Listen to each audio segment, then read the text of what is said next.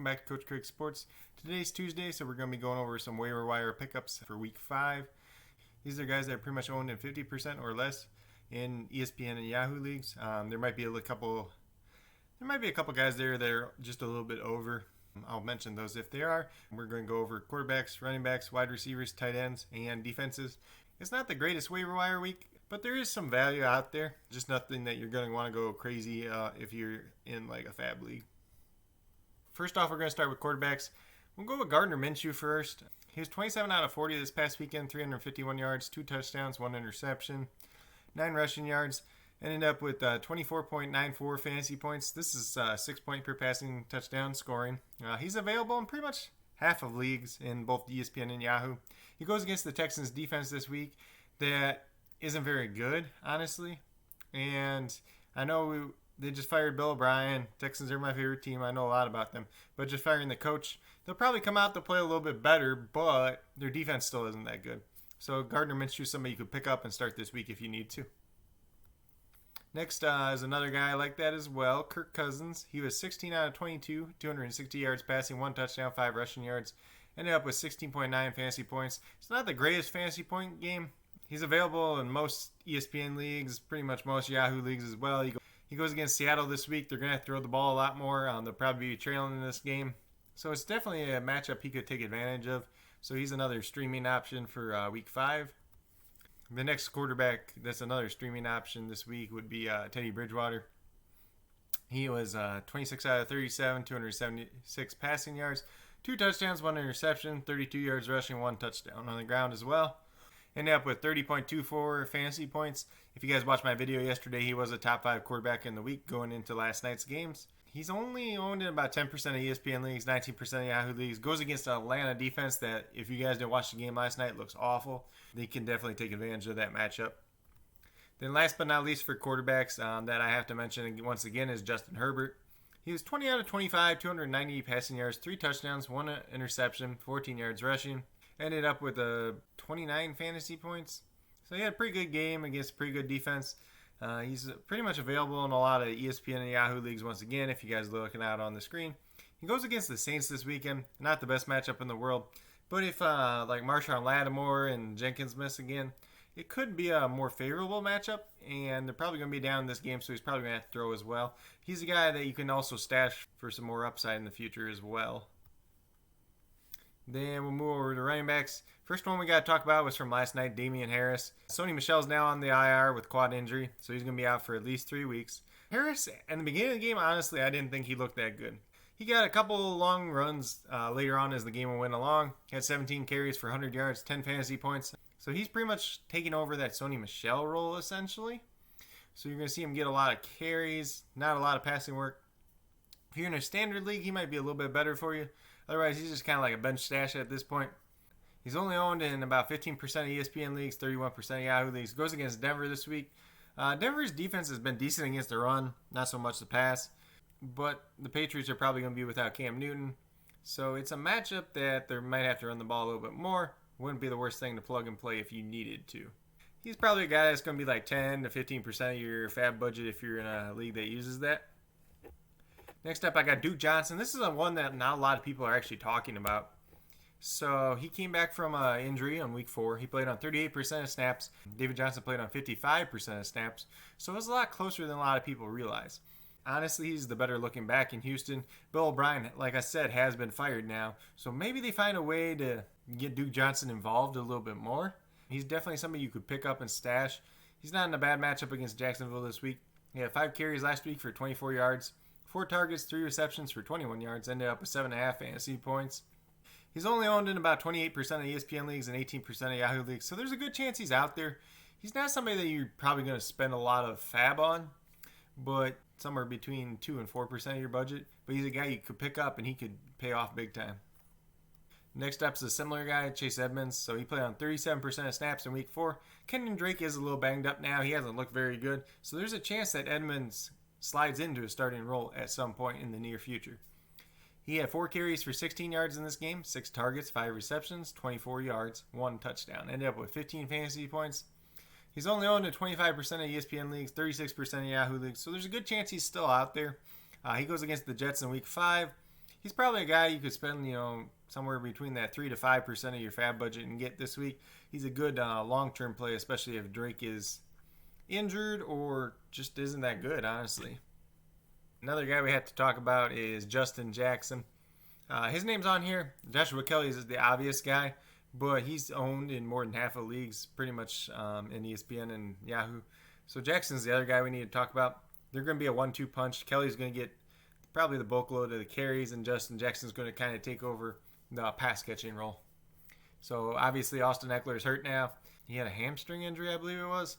I think they said maybe like a partial tear of a hamstring. He's going to be off for multiple weeks. Jackson had 6 carries for 9 yards. Not very good there.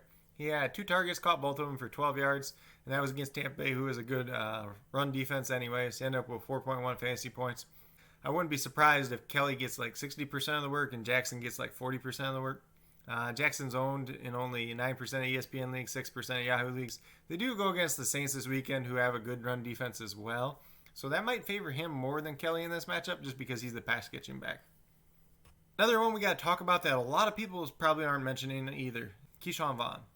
So LaShawn McCoy hurt his ankle in this game, and he's going to be out probably next week for sure. Leonard Fournette's been banged. He was banged up at practice, didn't practice most of the week. So there's a good chance he might miss again next week. So it would leave Ronald Jones and Shawn Vaughn next week. Vaughn had 3 carries for 4 yards, 3 targets, 2 receptions, 22 yards, 1 touchdown. 10.6 fantasy points. Not a bad day for somebody that we didn't really expect to do much. He's only owned in 5% of ESPN leagues, 6% of Yahoo leagues. They go against the Bears this week. The Bears have a decent run defense, but I wouldn't be surprised if they start using Vaughn more in the passing game. I know Jones had more targets in this one too, but I think a lot of that was because McCoy got hurt early on. He's not somebody you want to invest too heavily on. He's more of a bench stash than anything, so probably like 1 or 2% of your fab budget. And then a lot of people are talking about this guy, Ernest Johnson. So he came in, Nick Chubb got hurt. Kareem Hunt had a groin injury going into the game, and they were winning in this one. So I think Johnson got a lot more value because of all those things. And they didn't want to get Hunt. Obviously, you don't want to get Hunt hurt when Chubb's already hurt, and you're already winning. So Johnson had 13 carries for 95 yards, 9.5 fantasy points. He's owned like in 0% of ESPN leagues, 3% of Yahoo leagues, so he's pretty much available everywhere. They go against the Colts this week, so it's not the greatest matchup in the world, but he's a guy you can probably get him on your bench and stash him, see if he does anything. If Kareem Hunt would get hurt, then he would have a lot of value. For me, he's a guy I wouldn't really spend more than like 3 to 4% of my fab budget on. Somebody in your league will probably spend more than that, so he's not a guy I'm going crazy over. Some people will look at this and they'll say, oh, he got more carries than Kareem Hunt. He had 95 yards. He's like a must-add or whatever, and spend $20 a fab on him. Don't be that guy. Then we'll move over to wide receivers. So first off, I'm going to start with Tim Patrick. He played on the Thursday night game. He played on 76% of the snaps. He had 7 targets, 6 receptions, 113 yards, 1 touchdown. Very good game. 23.3 fantasy points. Only owned in 1% of ESPN leagues, 2% of Yahoo leagues. And they do go against New England this week, so it's not the best matchup in the world, honestly. But he's definitely somebody you want to pick up, put on your bench, because I think he's got a lot of value. He's somebody I liked last year and this year if he got the opportunity. So he's definitely worth stashing on the end of your bench, and you can play him in favorable matchups. He's probably a guy you can spend, 5 to 7% of your fab budget on, and he won't hurt you. Then next one up is another guy that was in that game, Jeff Smith. You guys are going to be like, who the heck is Jeff Smith? Well, Jeff Smith, he played his college ball at Boston College. He was pretty much on the practice squad all last year. He was on IR to start this year. So this was his first game off IR. He played 95% of the snaps, which is ridiculous for a guy just coming off an injury. I know the Jets are bad, but they got to throw the ball to somebody besides Jamison Crowder. So that might be Jeff Smith. We'll have to see how it all plays out when Le'Veon Bell comes back, honestly, though. Smith saw 9 targets, 7 receptions for 81 yards against Denver this past week. He had about 15 fantasy points. He's not owned pretty much anywhere, so he's available everywhere. He's a guy you can get for probably pretty cheap. Probably 2 to 3% of your fab budget you can get him for, honestly. Unless you're in like a really deep league or a league with like some experts or something like that. He goes against the Cardinals defense, who isn't honestly that good against wide receivers. So it could be a good matchup for him, honestly. Brandon Aiyuk.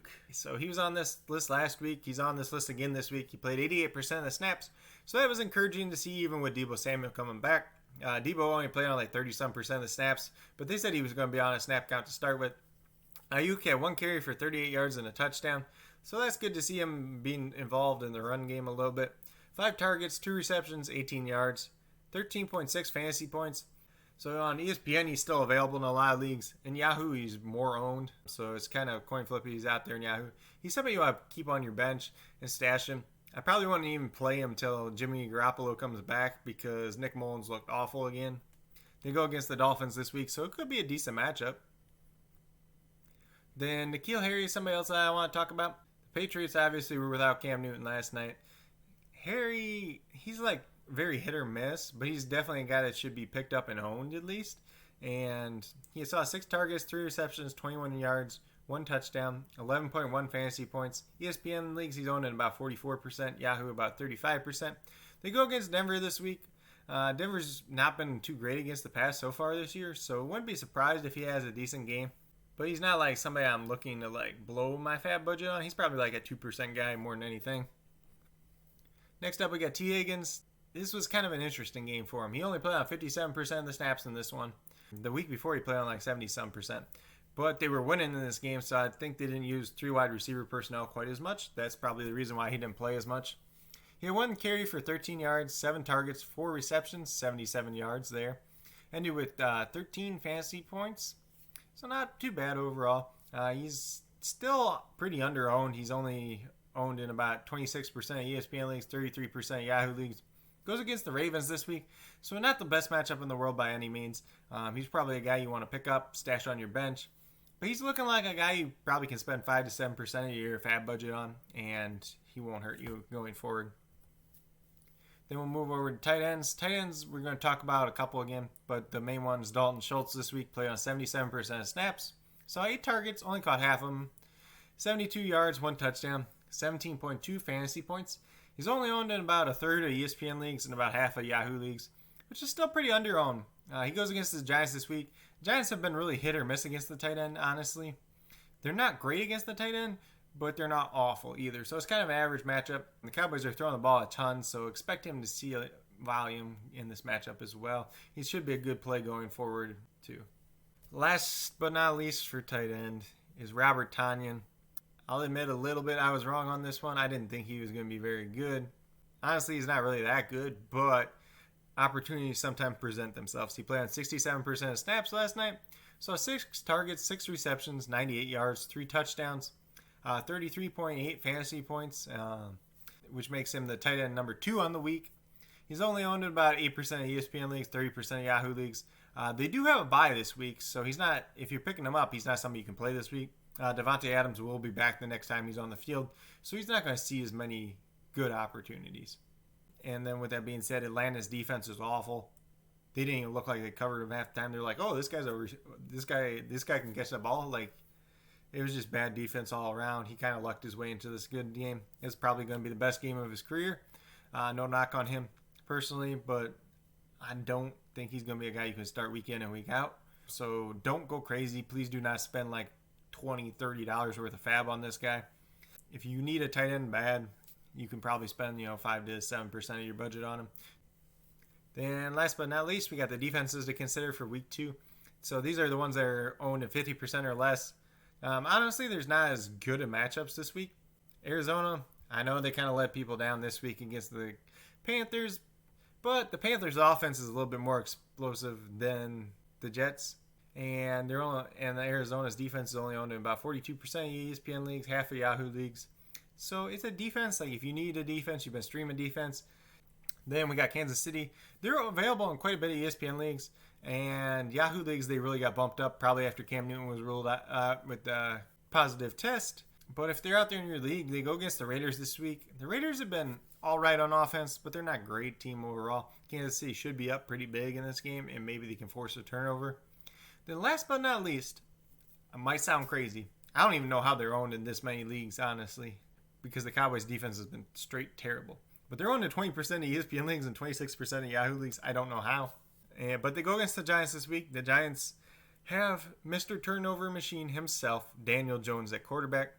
So if the Cowboys go up big and They forced Daniel Jones to throw the ball. He could throw a bunch of interceptions. He could fumble again.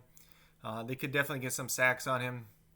It's definitely a matchup that's good for Dallas's defense, even though they do not have a great defense. But that's pretty much all I got for the waiver wire this week. Like I said, there's not too much crazy stuff out there this week. It just kind of depends on your league, what you need. But these are the options that I would be considering, some names to consider at least. Another one that I didn't mention in this one is Alshon Jeffrey. If he could be back this week. The Eagles are pretty thin at wide receiver right now. But he's probably not a guy you want to play week 1 that he comes back. But for the rest of the season, he could be worth something. So he's probably a guy you could spend 5 to 7% of your fab budget on, and he probably won't hurt you too long. Just tamper your expectations for him in his first couple games back. He is coming off a Liz Frank injury. That usually does limit wide receivers quite a bit when they first come back, especially in the first year. But with that being said, if you guys liked and enjoyed this video, please give it a thumbs up. If you haven't already subscribed to the channel, please consider doing so. It helps build the community that we're trying to build here at Coach Craig Sports. If you are a newer or current subscriber who has yet to do so, also hit that notification bell. It'll let you know every single time that I post up a video. Like I've been saying, we post up about 5 videos a week. Monday is the top performers. Tuesday is waiver wires. Wednesday we preview the Thursday night football matchup. Thursday we talk about DFS picks for the week. And then Friday we go through all the other matchups. Usually I do a live stream on Sunday. Just trying to figure out if I'm still going to be able to do that. If I am, I will definitely let you guys know later in this week. If I'm not, I'll let you know as well. But if you guys need to reach out to me for any reason at all, if there's any other guys you like as waivers this week, be sure to leave them down in the comments.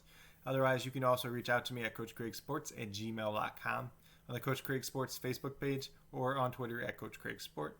But with that being said, that's all I got for today. Hope you guys all enjoyed this waiver wire segment for the week, and have a great rest of your day.